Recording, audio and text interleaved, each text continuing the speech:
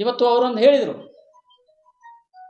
ಮುಖ್ಯಾಳದಲ್ಲಿ ರೈತರ ಹೋರಾಟ ನಡೆದಂಥ ಸಂದರ್ಭದಲ್ಲಿ ನಮ್ಮ ಬೇಡಿಕೆಗೆ ಅನುಗುಣವಾಗಿ ಯಾವ ಇಲಾಖೆಯ ಸಮಸ್ಯೆಗಳಿದ್ದಾವೆ ಆ ಇಲಾಖೆಯ ಎಲ್ಲ ಅಧಿಕಾರಿಗಳು ಅವತ್ತು ಆ ಹೋರಾಟಕ್ಕೆ ಬಂದಿದ್ದರು.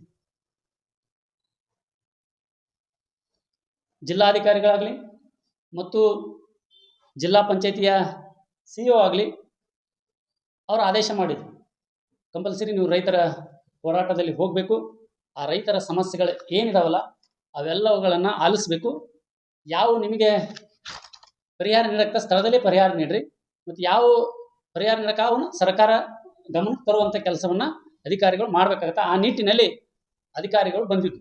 ನಾವು ಮುಂಚೆ ಹೋರಾಟ ಮಾಡೋಕ್ಕಿಂತ ಮುಂಚೆ ಕರ್ನಾಟಕ ರಾಜ್ಯ ರೈತ ಸಂಘ ಎಲ್ಲ ಇಲಾಖೆಗಳಿಗೆ ನಾವು ಪತ್ರವನ್ನು ಬರೆದಿರ್ತೇವೆ ಮತ್ತು ಪೊಲೀಸ್ ಡಿಪಾರ್ಟ್ಮೆಂಟ್ನಾಗೂ ನಾವು ತಿಳಿಸಿರ್ತೇವೆ ಈ ಎಲ್ಲ ಅಧಿಕಾರಿಗಳು ಹೋರಾಟದಲ್ಲಿ ಇರಬೇಕು ಅಂತೇಳಿ.